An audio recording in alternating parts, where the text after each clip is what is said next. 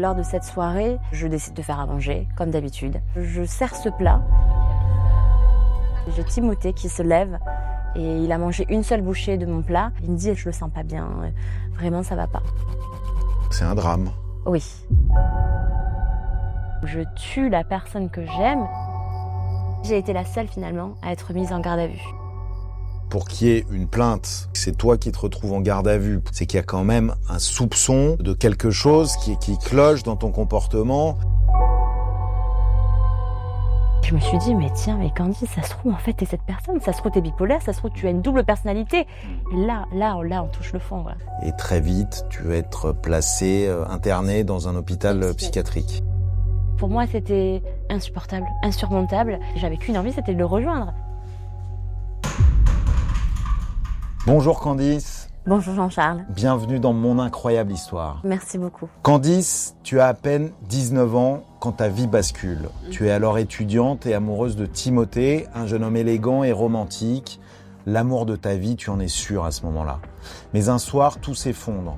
Lors d'un dîner entre amis, Timothée perd brutalement la vie. Au-delà du choc, tu endures une culpabilité terrible car on t'accuse de l'avoir empoisonné. Tu vas mettre plus de 10 ans à te reconstruire, on va le voir. Au départ, pourtant, c'est une histoire d'amour toute simple et toute belle qui réunit Candice, Timothée et un radiateur. Ce jour-là, quelqu'un toque à ma porte. J'ouvre et je vois Timothée qui me dit « Bon ben voilà, hier, on a fait une soirée et je sais qui a cassé ton radiateur. Je ne vais pas le dénoncer, mais je peux t'aider et je vais le réparer. » Tu le connais, ce Timothée qui frappe à ta porte ? Eh bien, je le connais depuis peu, mais en tout cas, on a des atomes crochus, on s'entend très bien. Je ne sais pas s'il y a une certaine ambiguïté, mais en tout cas, ça ne saurait tarder. Il vient peut-être pas que pour le radiateur. Probablement. Tu te rends compte tout de suite ? Oui, ou en tout cas, je trouve que c'est un geste vraiment fort de me dire que il me paye en fait un réparateur pour réparer mon radiateur. Ça, c'est une certitude. Je me dis que c'est généreux et qu'il y a peut-être une intention derrière. Qu'est-ce qui se passe après ? C'est le coup de foudre immédiat entre Timothée et toi ? Non, pas vraiment. J'avais pas forcément envie d'une relation sérieuse, mais même d'une relation tout court. Et puis, c'était malgré tout quelqu'un d'assez insistant, mais d'une très bonne manière. Il était très éloquent, même poétique, et puis très masculin. Et je pense qu'à un moment donné, j'ai malgré tout été sous son charme. C'était très naturel, fluide, évident. On était invincibles. Voilà, on est invincibles. C'est ce qu'on se disait. Un soir, c'est le soir qui a vraiment changé, bouleversé ta vie. Tu organises une soirée, c'est ça, un dîner. Tranquille avec. Pour inviter ses amis à lui que tu connais pas très bien. Je les connais un peu, mais ils ne me connaissaient pas encore réellement sous le nom de sa petite copine en fait. Donc on se disait on va officialiser. Je joue à la belote tranquillement avec un peu de musique. C'était vraiment c'était le programme. Et puis lors de cette soirée, je décide de faire à manger, comme d'habitude. Tu te mets un peu la pression, c'est important pour toi ce moment. Un peu, je pense. C'est des gens que tu connais, que tu veux séduire, quoi. Oui, clairement. Clairement, en tout cas, j'ai envie qu'ils nous donnent une sorte de bénédiction, même si en soi, j'en avais pas réellement besoin, mais c'était ce que j'espérais de leur part. Et donc, je fais mon plat typique qui est les spaghettis à la carbonara. Voilà, très simple. Puis, jeune étudiante, j'avais pas grand-chose non plus dans le frigo. Je fais mes pâtes carbo comme d'habitude. J'y mets du parmesan parce que c'est ce que je mets à chaque fois. Et puis là, arrive un drame en fait. Très simplement, je sers ce plat. Et puis lorsque je sers ce plat, j'ai Timothée qui se lève et il a mangé une seule bouchée de mon plat. Il se lève, il me dit « je me sens pas bien, je vais prendre l'air ». Mais rien de plus. Donc en fait, avec les deux autres personnes, on s'inquiète pas tant que ça. Je pense qu'on commence à discuter sans réellement parler de Timothée. Et puis quand même, je commence à m'inquiéter. Les minutes passent et j'envoie un message et je lui dis où est-ce que tu es, tout simplement. Je veux pas que tu me vois comme ça, mais ça va aller. Je vais arriver chez mes parents. Je dis comment ça, te voir comment raconte-moi, qu'est-ce qui se passe? Et puis il me dit mais qu'est-ce qu'il y avait dans ces pâtes? Et je lui dis du parmesan, des œufs, comme d'hab quoi. Je vais même pas vérifier en fait parce que c'est ma recette typique quoi. Et puis il me dit est-ce que t'es sûre, va vérifier s'il te plaît, je le sens pas bien, vraiment ça va pas. Et je vais regarder et en effet je lui dis ah non, je suis désolée, c'est pas du parmesan, c'est du râpé de brebis. Et là il me dit j'en suis allergique. Je dis ah bon mais je suis désolée, je savais pas. Point. Donc ça ressemble au parmesan. Et quand tu fais ta carbo, Ah, moi, je le lâche comme ça. tu fais même pas attention, quoi. Ça y ressemble, c'est très poudreux, comme Exactement. comme du parmesan. Jamais j'en aurais douté d'ailleurs, puisque brebis, ça me dégoûte. Bah, ça te dégoûte la brebis. Ah oui, juste le mot, oui. Je dis, je sais pas comment ça atterrit là, mais point. En fait, je suis pas du tout estomaquée ni stressée de lui dire que c'est du râpé de brebis. Ça doit être dégueulasse et heureusement qu'il a mangé avant moi et que j'en ai pas goûté. Point, en fait. Pour lui, en revanche, c'est un drame. Oui. Toi, tu vois pas trop où est le problème. Une allergie, tu te dis pas que c'est... Ben non, mais quand même, le fait qu'il se soit levé, qu'il soit parti chez ses parents, qu'il veuille pas que je le voie, oui, là, je m'inquiète. Donc j'ai appelé ma mère, je dis, maman, s'il te plaît, viens me chercher. Je lui dis, mais je m'inquiète, là, j'ai peur, ça va pas, en fait. Ma mère qui me dit, mais qu'est-ce que tu racontes, Candice? Au pire, il va avoir plein de boutons, c'est pas grave. J'arrive et là, c'est un maman qui me demande, voilà, qu'est-ce que c'était? Et puis moi, je lui répète, ben, comme je l'ai dit à Timothée, c'est du râpé de brebis, je suis navrée, je pensais que c'était du parmesan. Et dans quel état sa maman à ce moment-là? Très paniquée. Très paniquée. Très paniquée, à la fois elle gère, et je l'ai compris plus tard, qu'elle gérait d'ailleurs depuis très longtemps, et depuis qu'il était enfant, depuis qu'il était même tout bébé. On sent que c'est pesant, que c'est lourd, et que c'est grave. Voilà. Donc toi, tu comprends que c'est grave à ce moment-là? Oui, je le sens. Est-ce qu'on te donne une explication? Non, pas vraiment, pas le temps en fait. Pas le temps. Je monte, je le vois, il est déjà couché, il y a des pompiers. Et le gros malheur de cette histoire encore plus, c'est que les pompiers n'ont pas d'infirmière avec eux et donc n'ont pas ce dont il avait réellement besoin. Donc ils tentent des massages cardiaques en vain, voilà. Et ça a été très long. Ça a été sûrement des minutes, mais pour moi c'était très long. Et je suis même carrément descendue dehors pour réfléchir, pour prier. Je crois que je prie, alors que je prie même pas d'habitude, mais je prie n'importe quoi d'ailleurs. Quelques minutes plus tard, son papa qui descend et qui me dit c'est fini quoi. Voilà. Et même là c'est irréel en fait. Je pense que je me crois dans un véritable cauchemar et je n'y crois pas réellement pendant plusieurs jours. C'est extrêmement soudain. C'est combien de temps après qu'il ait avalé ce fromage? C'est très difficile de me souvenir. Je dirais entre 30 et 40 minutes. C'est-à-dire qu'il a eu le temps de rentrer chez lui, de se coucher, les pompiers Oui. ont eu le temps de venir, mais... Oui. Et c'est son cœur qui tient pas le coup, en fait. Il fait un choc. Oui. Allergie. Je crois qu'il avait perdu du poids. Il se sentait faible ces derniers jours. Voilà, il y a eu plein de choses en fait qui n'ont vraiment pas aidé à ce qu'il puisse repartir quoi. Donc c'est irréel. Tu fais quoi? T'es dans quel état? Je pleure et on sent que là on a tous besoin d'espace. Il n'y a aucune froideur ni quoi que ce soit, juste on est tous dans un état second, on vient de vivre un choc. Je remonte parce que quand son papa me dit ça, bien sûr je cours dans les escaliers, il me dit il est fichu mais va le voir.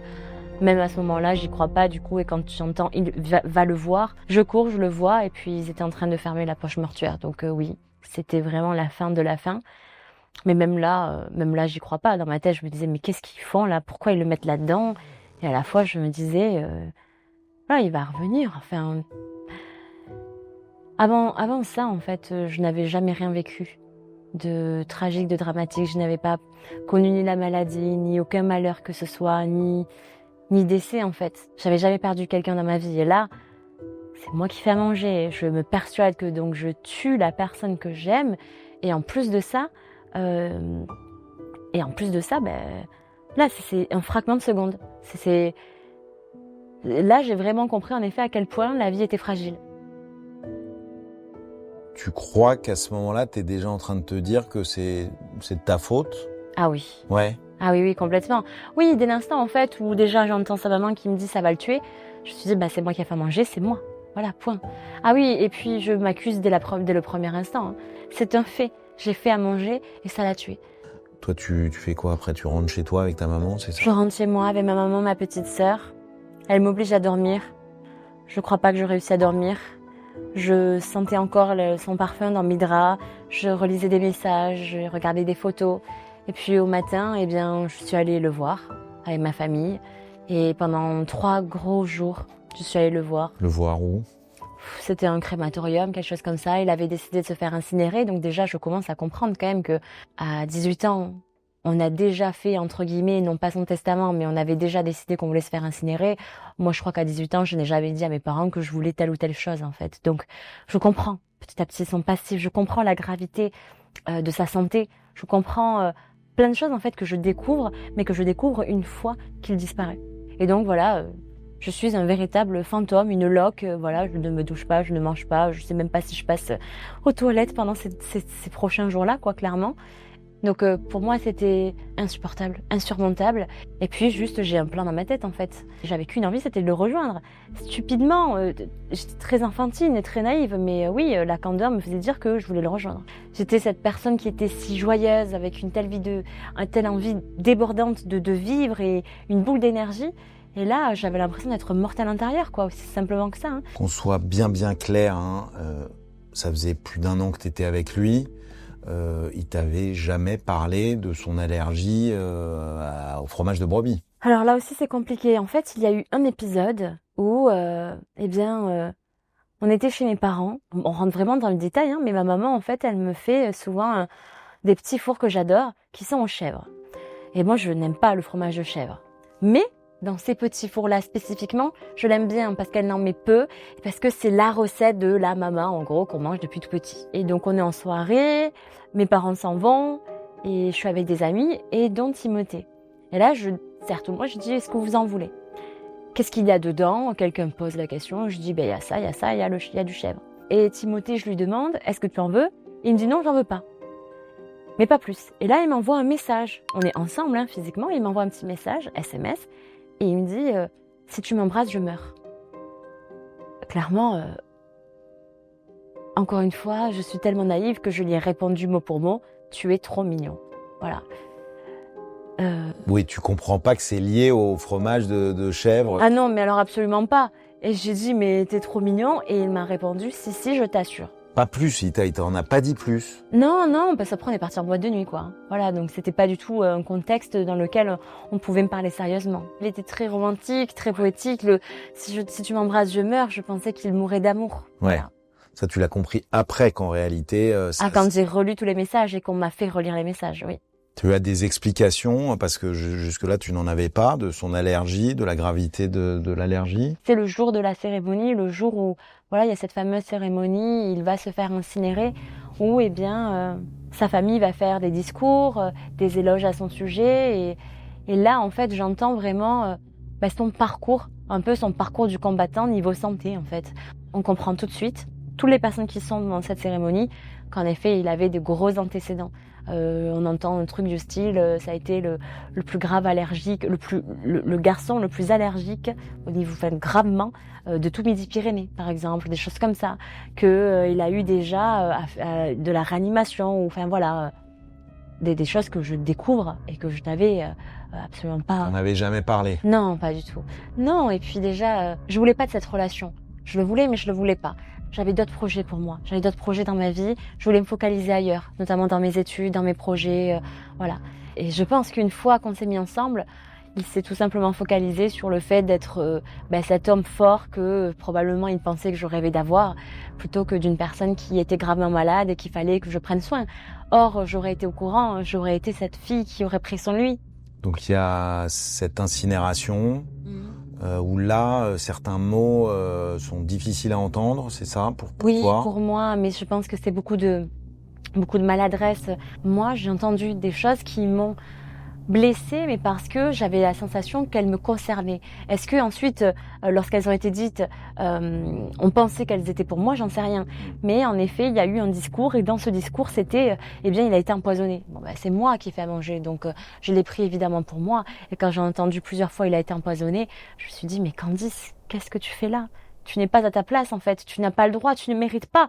Et j'étais d'accord, en plus, avec ce discours-là, hein, clairement. Ce discours, donc c'est sa famille, des membres de sa famille qui parlent d'empoisonnement. Oui, c'est ça. Et toi, tu te dis, c'est moi l'empoisonneuse. Oui. Évidemment. Comment tu le vis? Je suis pas à ma place, il faut que je parte. Je ne mérite rien, je ne mérite même pas d'être sur ce banc à faire cette cérémonie. Donc je ne sais même pas où il a été incinéré. Je suis partie pile après la cérémonie, avant l'incinération. D'où le fait que je dis que j'ai jamais eu la sensation d'avoir fait vraiment mon deuil.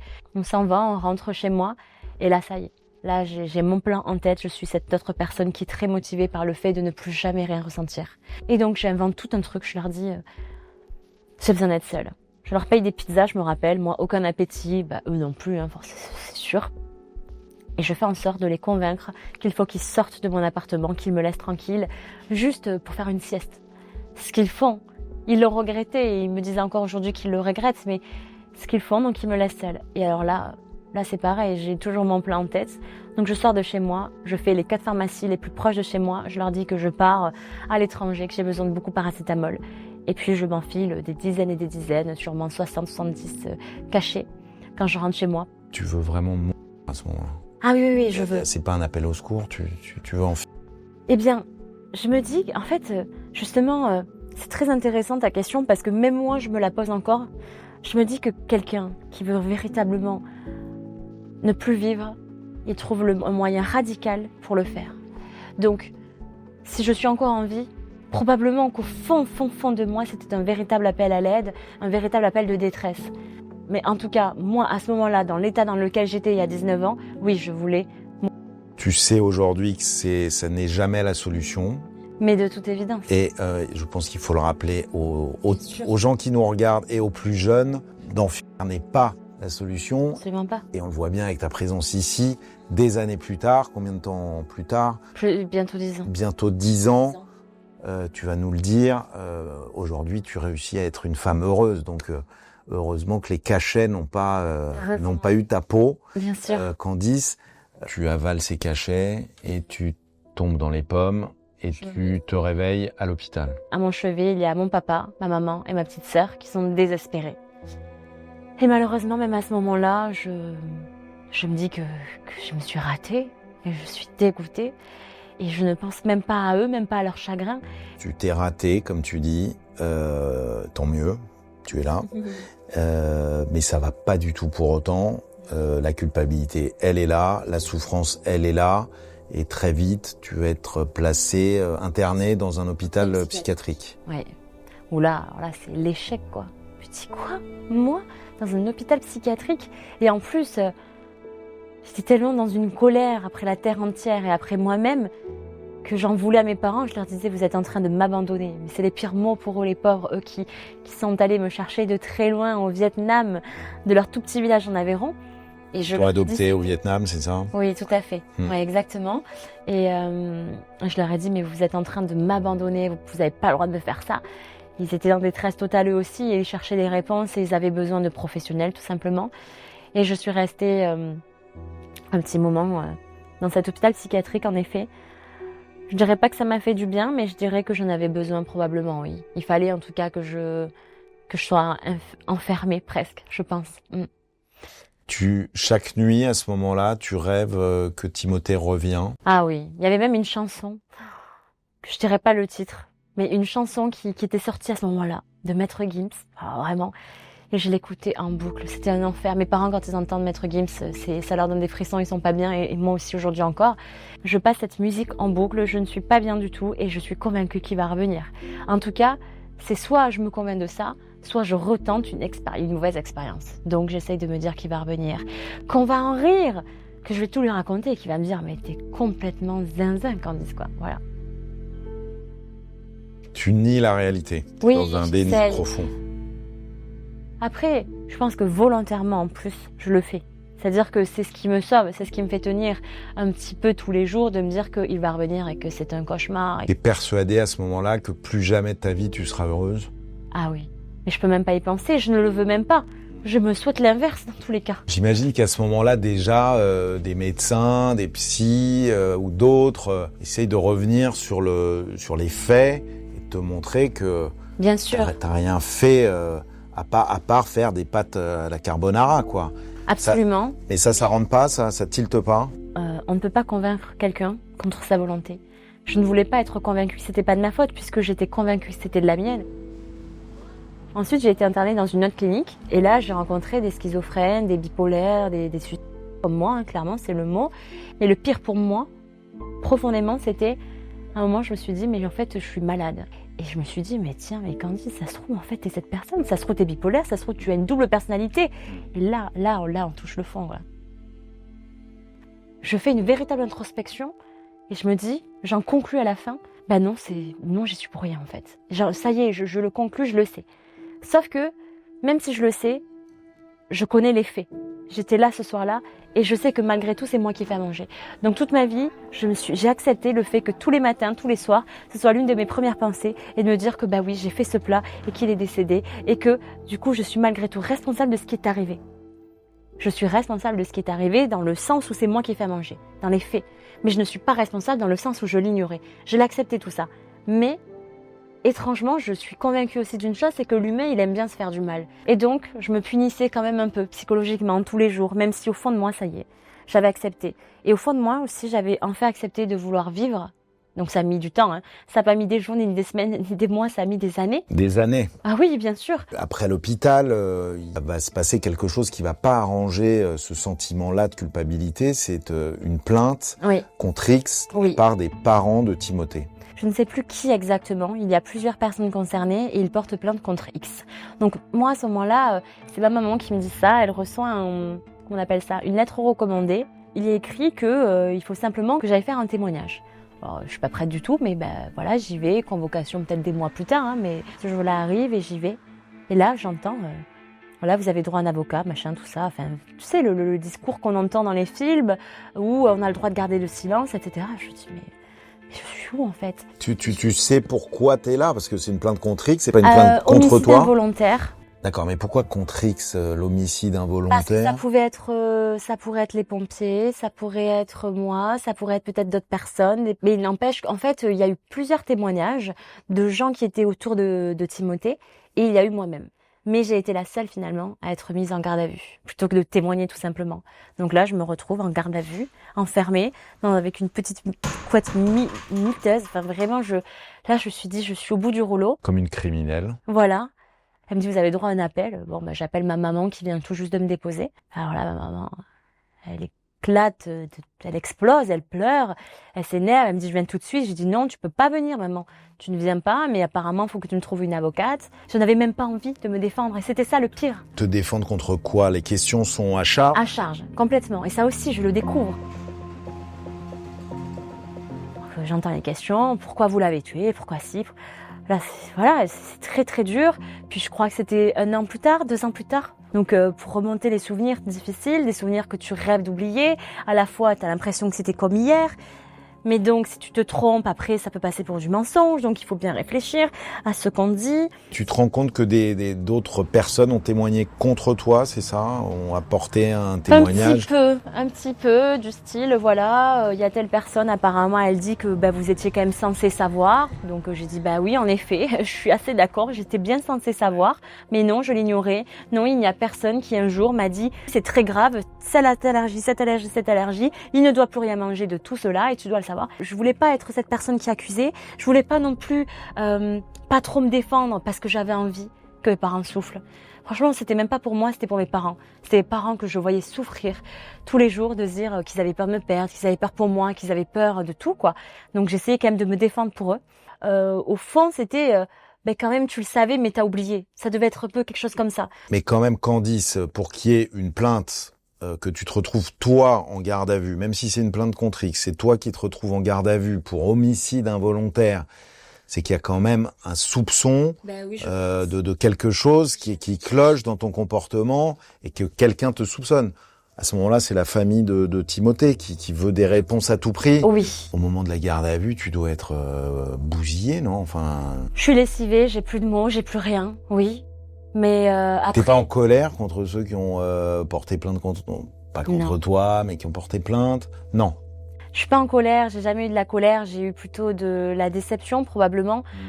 Surtout que j'étais une véritable dépendante affective, donc j'aurais préféré leur amour que leur interrogation. De quoi tu crois que certains t'ont soupçonné?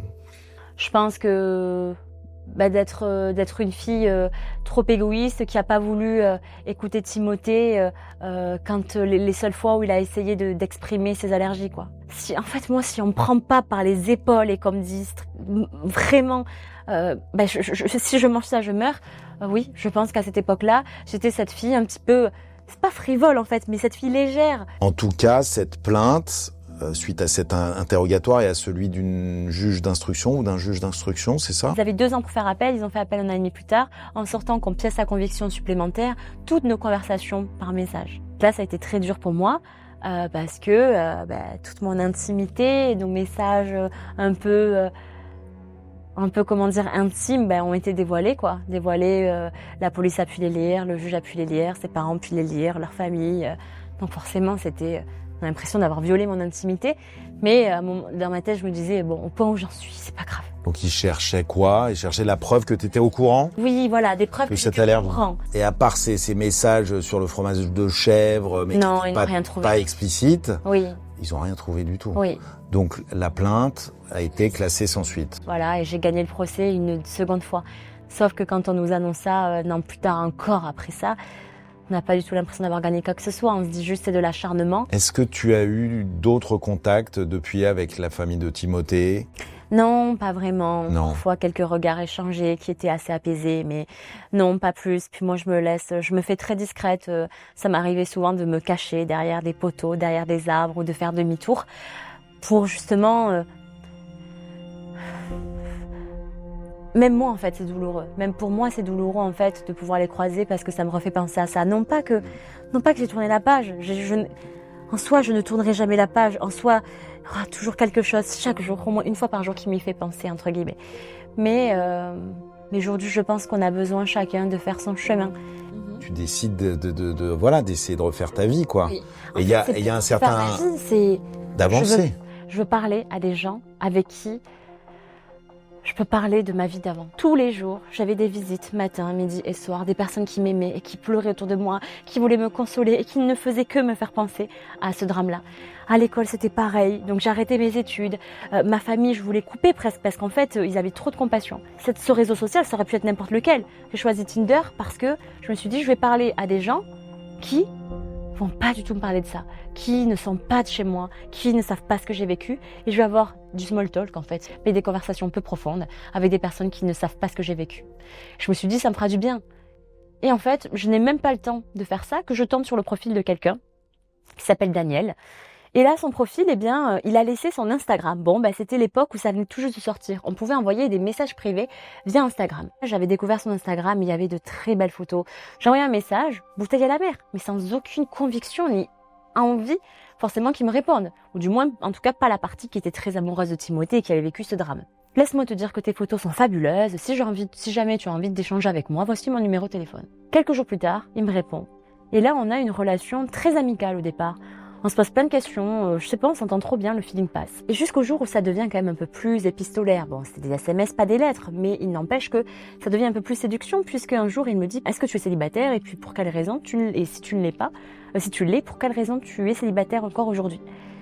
Et là je me dis « Bon, qu'est-ce que je fais ?» Je lui dis la vérité, je ne lui réponds pas. J'ai dit la vérité, j'ai dit toute la vérité.